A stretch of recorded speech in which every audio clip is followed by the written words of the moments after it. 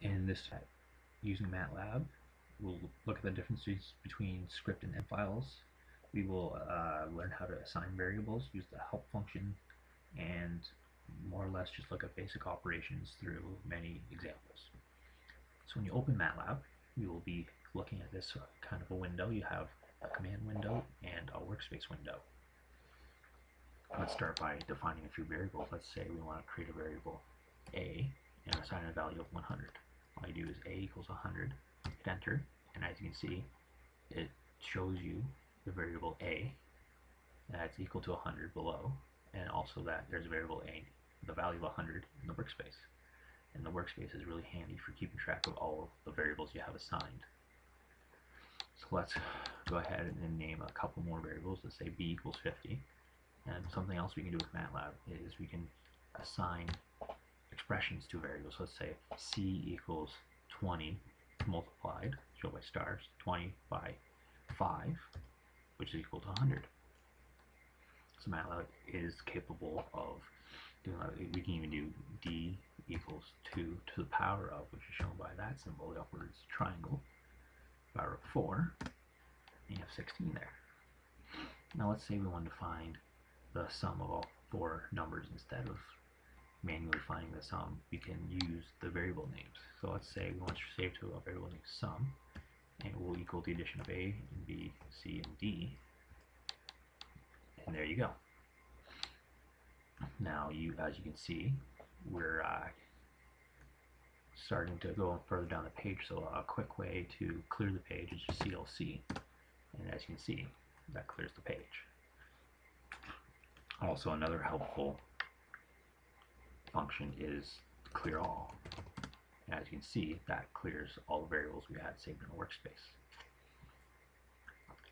Another way to perform mathematical operations is by using an M file. So as you can see here, you click New M file, and it will open another window here. And it is a lot easier to go back and change values than it is in the script. So if we want to say a equals 100, b equals 200, and I'll go back, make sure I put my clear screen and clear all, just so I know that my variables are taking the values that I assigned to them. I'll say c equals a plus 2 times b. And you'll notice here that I made use of a semicolon. All the semicolon does is suppresses the outputs from the script. So as you can see, I will hit go here, I'll save first, and it will run. You can see there's no output, but you have variables a, b, and c saved into memory. If we go back and remove the semicolons, you will see this time when we run it, there's now output. So just to note, the semicolon, all it does is suppress the values from being seen on the output screen. Another helpful way to keep track of everything you're typing is by use of commenting. Commenting, you just use the percentage sign to create comments. And as you can see, it shows up in green and it does not show up.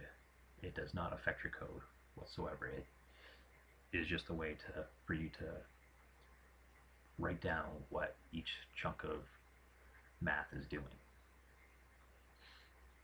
Now if we go back to Matlab, we'll clear the screen, we'll clear all variables. There we can now look at the help function. If you type in help, and let's say CLC, it will tell you what that command does.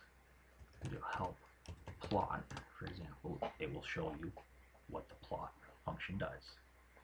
So if there is a function that you hear about in Matlab and you don't know exactly how it works, just put help followed by what the function's name is, and you will be able to use it. And that is all for tutorial 1.